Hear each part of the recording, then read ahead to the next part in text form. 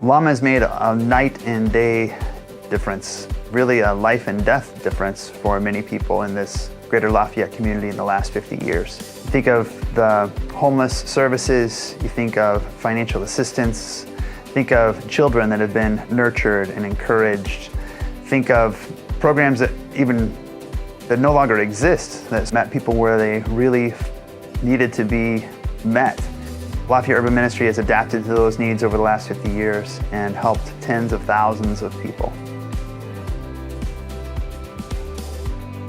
LUM has evolved a lot in 50 years through a variety of programs. LUM originally was focused on transportation issues related to aging and concerns for urban youth. We don't do much for people with aging anymore. We don't do much with transportation anymore. But now we do a lot more with services for those who are experiencing homelessness. We have an immigration clinic, we have an ID clinic. There's a lot of other programs that have cropped up. I think Lafayette Urban Ministry has done an excellent job of keeping their fingers on the pulse of the community. What are the real needs? What are the gaps that are there? And are we able, as this effort of all of these different organizations and all these different individuals, are we able to meet that need? And so many times we have risen to the occasion and met that need. Through the years, Lafayette Urban Ministry has not only done a great job of helping to feed the hungry, but we've also asked, why is there hunger? And we've impacted hunger policies. So a lot of people may not know that Lafayette Urban Ministry was the prime mover behind Indiana's taking on the free lunch program in public schools all across the state. I think LUM keeps its fingers on the pulse of the community by just listening to our clients and to our community partners and seeing what's happening. So kind of the real-time situations, anecdotal stuff. But we also, over the years, have done some pretty academic research on the community and what are the needs, what are the best practices to meet those needs. Both the anecdotal and the academic kind of make a potent combination so that LUM is able to address needs in a way that make a significant difference. LUM is not a discussion society. We don't sit around and talk for years and years and years about whether we should do something. We see a need, we think we know how to impact it and make it better, and if it needs to be changed down the road, well then we alter it down the road a little bit. Lafayette Urban Ministry is not afraid to stop doing things. We don't do clothing anymore. That was a big part of what Lafayette Urban Ministry did, because there are others in the community that are doing clothing and giving out clothing and doing it better than we did. So when we see that need is now being met in other places, we're happy to say, bless you, keep running with that, and we're going to try to keep our eyes on the things that really need to be done that no one else is doing.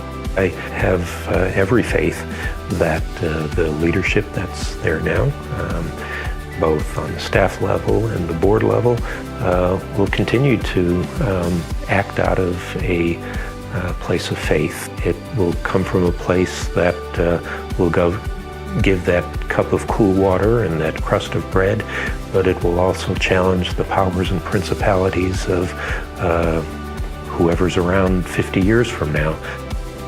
If you look at the last 50 years of Lafayette Urban Ministry, and the tens of thousands of people that have helped, the millions of dollars that have been given, the literally tens of thousands of volunteers, hundreds of thousands, if not millions of volunteer hours that have been poured in, helped, the millions of dollars. It's kind of staggering to think about those statistics.